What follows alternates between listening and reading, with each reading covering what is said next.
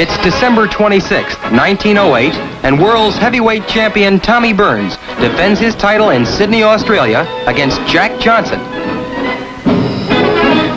Here's Tommy Burns getting himself into the best shape of his entire career. In 9 days, Tommy will defend his title against the scourge of the heavyweight ranks, Jack Johnson. And Tommy knows that this is going to be the fight of his life.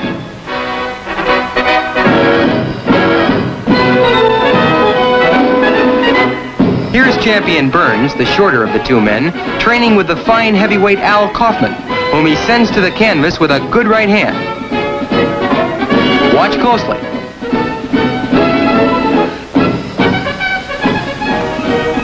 Johnson is training 17 miles away at Rushcutters Bay. Even the sedate Australian sports writers have been pulling out all of the stops in describing Johnson's workouts throughout his training period. There has been a general consensus of opinion that Johnson combines perfect defense and balance with an offensive punching attack which leaves little to be desired in a professional fighter. This is the scene at Rushcutters Bay in Sydney, Australia at 1 o'clock in the afternoon as an electric excitement has captured the fans as they prepare to watch Burns make the 12th defense of his heavyweight championship.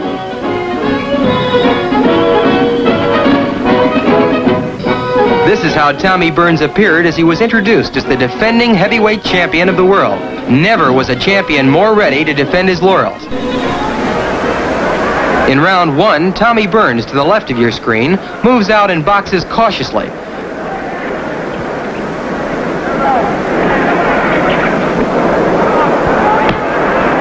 Johnson clinches with Tommy and smiles to ringsiders. Burns looks almost like a little boy compared to the 212-pound challenger. But while he's not a heavyweight by the normal standard of height, there have been 50 professional heavyweights, mostly over 6 foot tall, with all of their height lying horizontal on the canvas, knocked flat by this same Tommy Burns.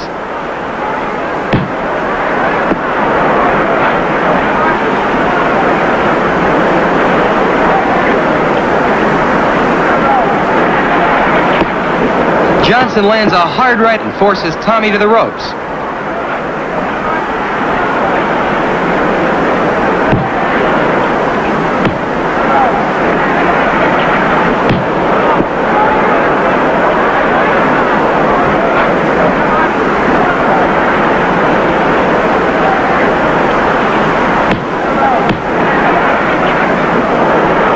Johnson rushes in and scores with a punishing left at the end of round 1.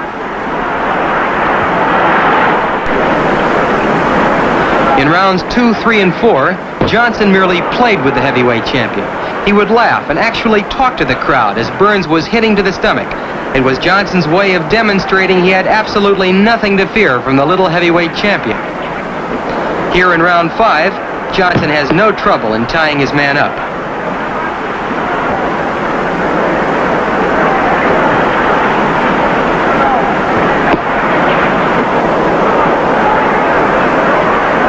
Jack Johnson was born in Galveston, Texas on March 31st, 1878. At 30 years of age, he's 3 years older than champion Burns. Johnson is 6 foot 1.5 inches tall and weighed in for this fight at a beautifully proportioned 212 pounds.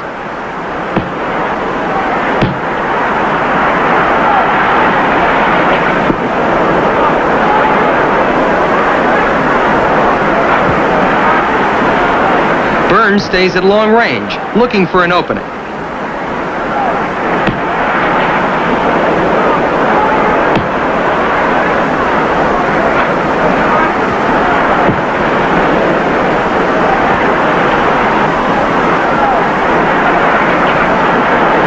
Early in his professional career, Johnson was nicknamed Little Arthur. He looks almost like a giant next to the little man he's facing.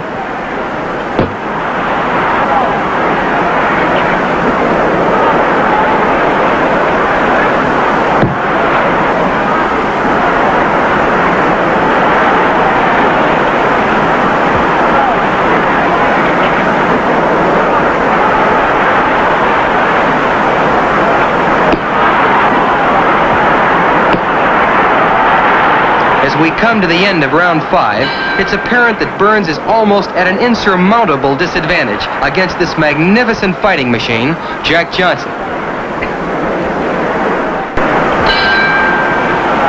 In rounds 6 and 7, Johnson scored heavily on the inside with ripping punches to the body and hard rights to the head.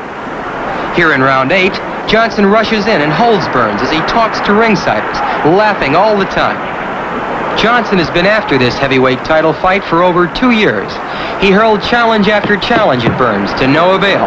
Johnson employed the unique strategy of purchasing a ringside seat at every one of Burns' title defenses. As Tommy fought, Johnson would sit there screaming insults, taunting the champion.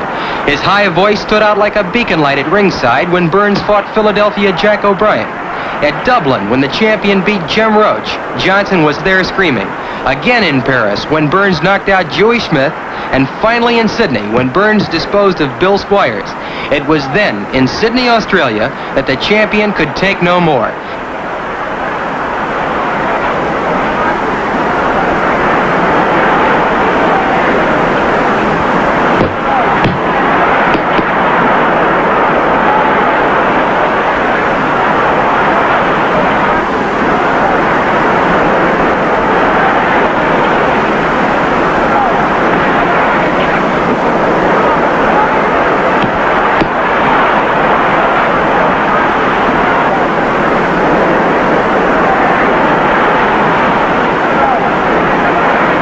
Burns simply can't do anything on the inside with this bigger, more powerful challenger. Tommy Burns' real name is Noah Brousseau. A French-Canadian by birth, he was born June 17, 1881 in Hanover, Canada.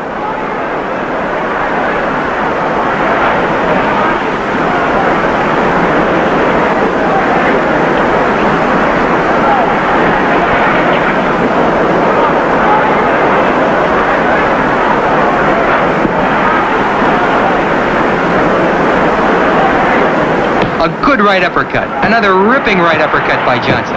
Uppercuts, hooks, all punishing blows. Johnson calmly looks down at Tommy, talks to the champion, taunting him. He wants Burns, as well as everyone, to know that this is no fight, this is a picnic. See how Johnson practically ignores the champion on the inside at the end of round 8.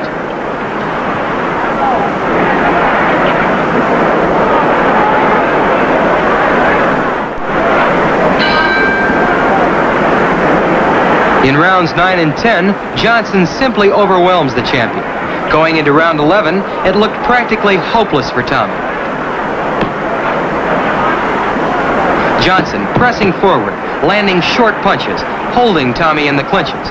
Burns unable to do anything against the heavier, stronger, taller challenger.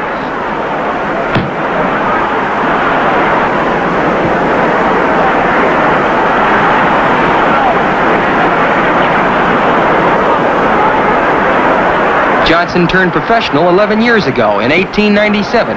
He had 10 professional fights when in 1901 he was KO'd in 3 rounds by Joe Shawensky.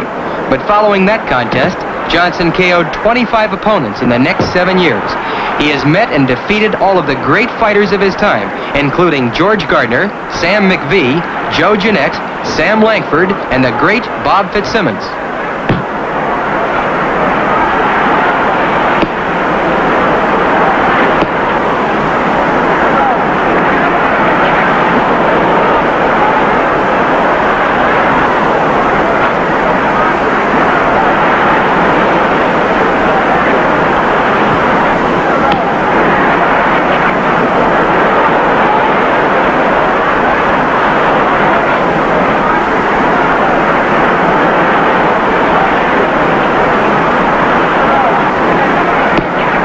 Johnson closes in, completely tying up the champion.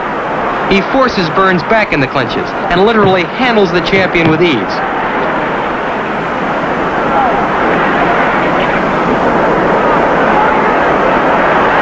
As round 11 comes to an end, there is almost a general feeling of compassion for the impossible task which Burns has undertaken. Round 12 was all Jack Johnson. In round 13, it appeared as though the police were going to step in and stop the fight as a result of Burns' weakened condition and the terrible beating he was taking. Here in round 14, Johnson rushes in, lands an uppercut, 3 left hooks, a tremendous barrage of punches, lefts and rights which have Burns helpless. At this very moment, in the early seconds of round 14, the police shut off the motion picture cameras and stepped into the ring, awarding the heavyweight championship of the world to Jack Johnson. Here, in slow motion, you can see the blistering attack. Burns was absolutely defenseless, just seconds before the police stopped the motion picture cameras and entered the ring to halt this very one-sided fight. Jack Johnson becomes heavyweight champion of the world, December 26, 1908.